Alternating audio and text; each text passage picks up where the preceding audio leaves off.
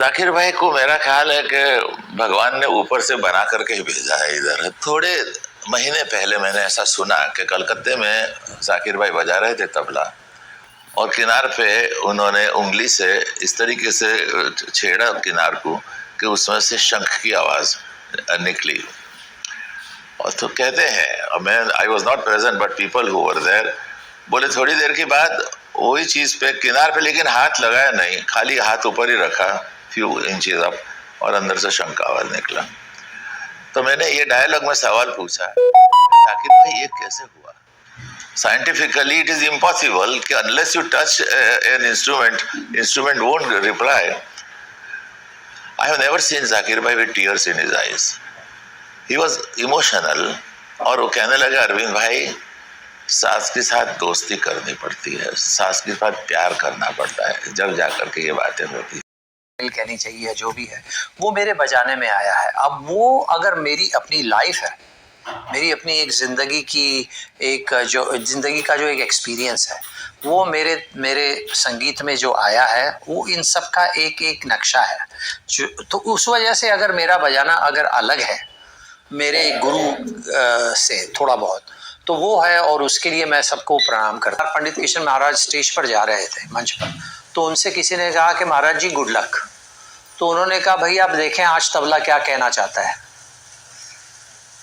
तो ये है, ये मतलब हमारे ऊपर ही नहीं है, हम सास तक आ सकते हैं और सास को प्रणाम करके उसके साथ बैठ सकते हैं, लेकिन अगर सास की इच्छा नहीं है कि आज ये बातचीत हो तो वो बातचीत नहीं होगी।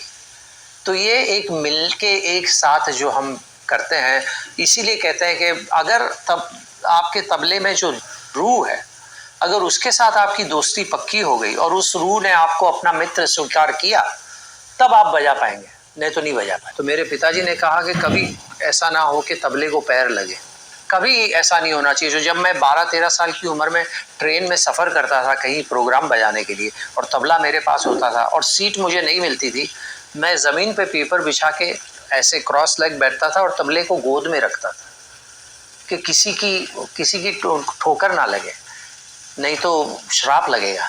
तो ये जो हमारा एक रिलेशनशिप है इंस्ट्रूमेंट्स के साथ, अगर इंस्ट्रूमेंट हमें स्वीकार कर लेगा और हमारे जो सेवा है उसको स्वीकार करेगा, तब जाके इसमें जान पैदा होगी, आस बनेगी और हमारे संगीत में कुछ एक क्या कहते हैं, सोल जिसको कहते हैं, रूह, वो अपन है।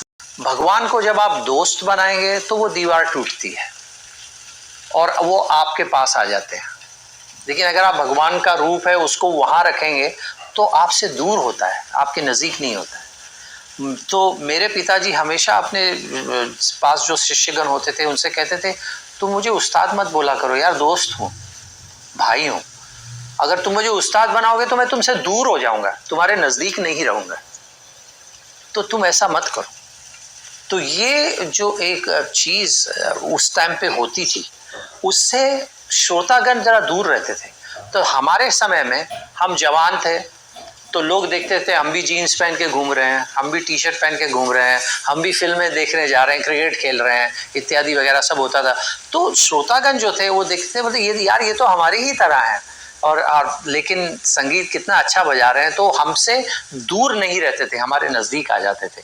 तो इस तरह से जैसे पंडित शिव कुमार जी हुए, हरि प्रसाद जी हुए, उस्ताद अमजद अली खां साहब वगैरह, ये सब युवक श्रोतागण को बहुत भाए और उसका कारण ये था कि ये भी यंग थे और पढ़े लिखे और उसी टाइप के जैसे यंग लोग हैं।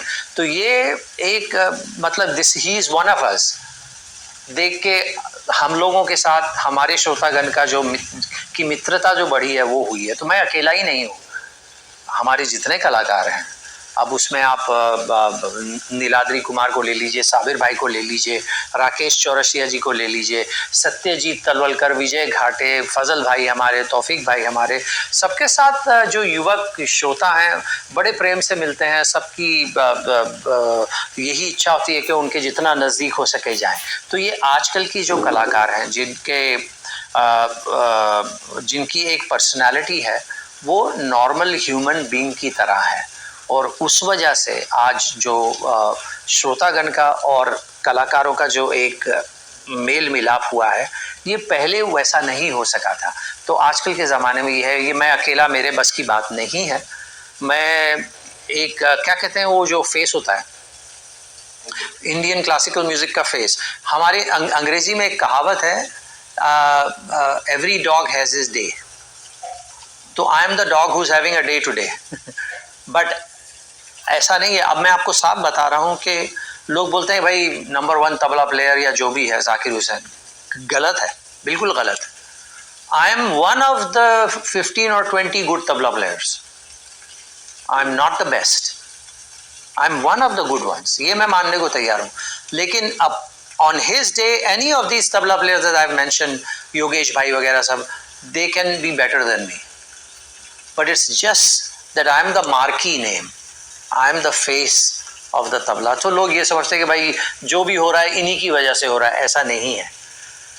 वरना वो होता है कि अब जैसे अमेरिका वगैरह, यूरोप में, दिल्ली में, बड़े बड़े शहरों में जब पंडित रविशंकर जी बजाया करते थे तो हॉल फुल होता था, और जब उस्ताद अली अकबर खान साहब या विलायत खान साहब बजाते थे तो हॉल आधा भी नहीं होता था।